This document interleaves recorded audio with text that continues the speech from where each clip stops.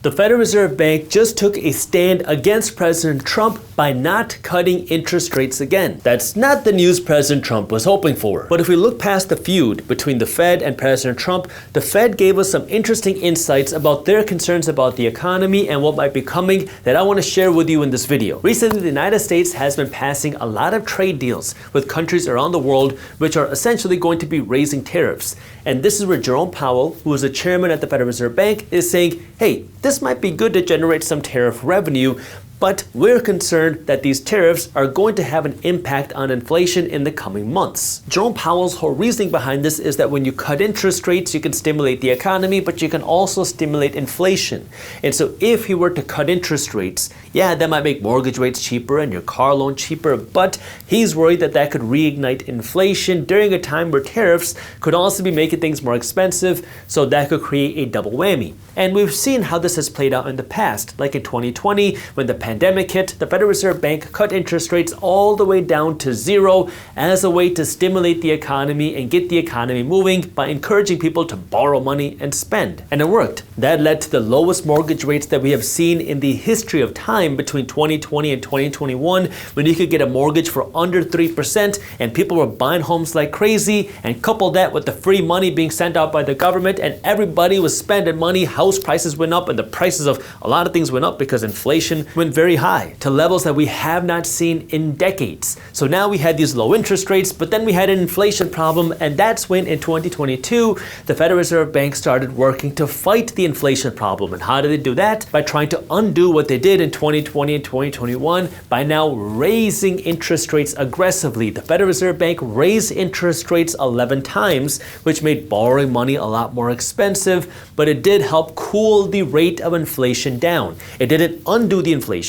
We didn't see negative inflation. We just saw the rate of inflation fall, which means the prices of things continued to rise, but now they're rising less fast than they were before. But then came the end of 2024, and that was when the Federal Reserve Bank said, okay, I think we beat the inflation problem. The economy is starting to slow down, and that was when the Federal Reserve Bank cut interest rates twice in the end of 2024 to start stimulating the economy. And then things completely changed in 2025 when President Trump entered the White House. Why? Because of the new tariffs and the concerns that tariffs would have on our economy. As soon as President Trump entered the White House, he started imposing tariffs on countries from around the world, and that was where the Federal Reserve Bank said, if we are starting to charge more on goods coming from foreign countries, that could cause the prices of things to go up. So we, the Federal Reserve Bank, don't feel comfortable cutting interest rates right now, because if we cut interest rates while prices of things are going up because of tariffs, that could be a double whammy to make the inflation problem worse. And that's why the Federal Reserve Bank stopped doing that, which then started to build a lot more controversy and a lot more feud between the Federal Reserve Bank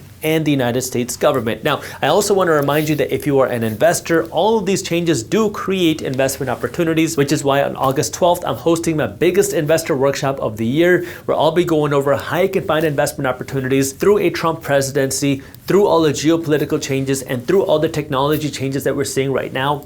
It is a free workshop. I'm going to be doing it twice on August 12th, once in the morning at 10:30 a.m. Eastern Time, and then again in the evening at 8 p.m. Eastern Time. I would love for you to join me. It's a live workshop and it's completely free, but just make sure you register because we've hit capacity every time we've done this. So if you'd like to join me on this free and live workshop on August 12th, I have the link for you to join down in the description below. So the Federal Reserve Bank kept saying that they don't want to cut interest rates because they're concerned that inflation might become worse because of tariffs. Well, come June, we got a report saying that inflation actually came in hotter than expected, which meant that now the Federal Reserve Bank is saying, hey, we're concerned about tariffs, but we're also starting to see inflation go up, so we don't feel ready to start cutting interest rates right now. And the Federal Reserve Bank is also saying that we haven't seen the impacts of tariffs on the prices of things yet, so we could see the prices of things rise later on in 2025 because of tariffs, not because of the regular inflation. Now that you understand all of that, this brings us closer to today, where President Trump is now saying that, hey, come September, the Federal Reserve Bank is going to be cutting interest rates. I've heard them say that.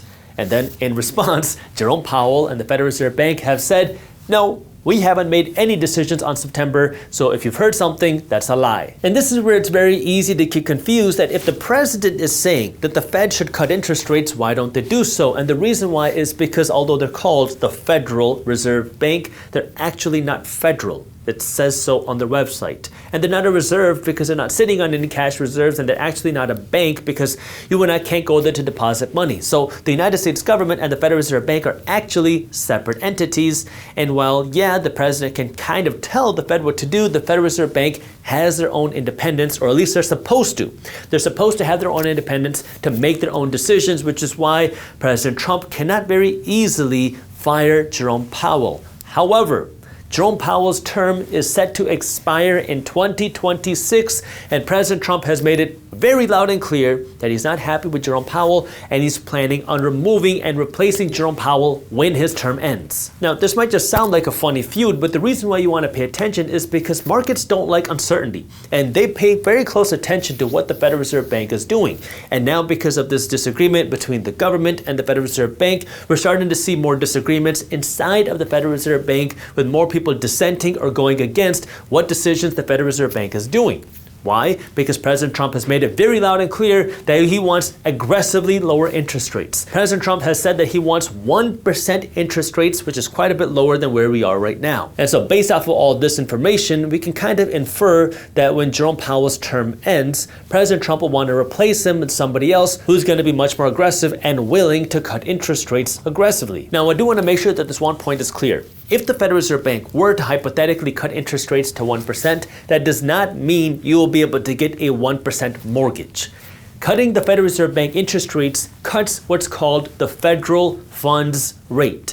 That's the interest rate that the Federal Reserve Bank controls. And the federal funds rate is not the interest rate you pay when you get a mortgage. It's not the interest rate you pay when you get a car loan or the interest rate on your credit card debt. The federal funds rate is the interest rate that banks pay one another when they lend each other money. So you can think of it kind of like the wholesale rate that banks have to pay to borrow money.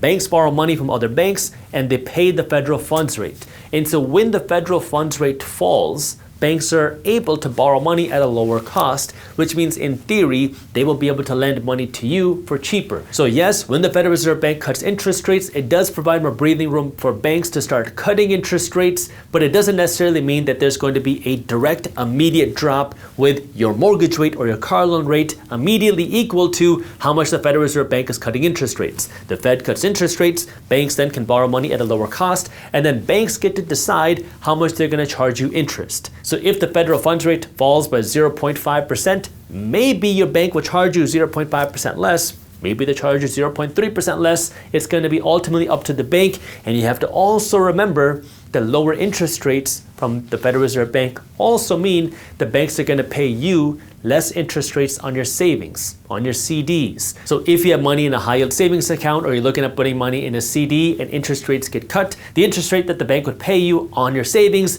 would also be going down when the Fed cuts interest rates as well. So now with that, I have a question for you. Do you think the Fed should be cutting interest rates? Yes or no?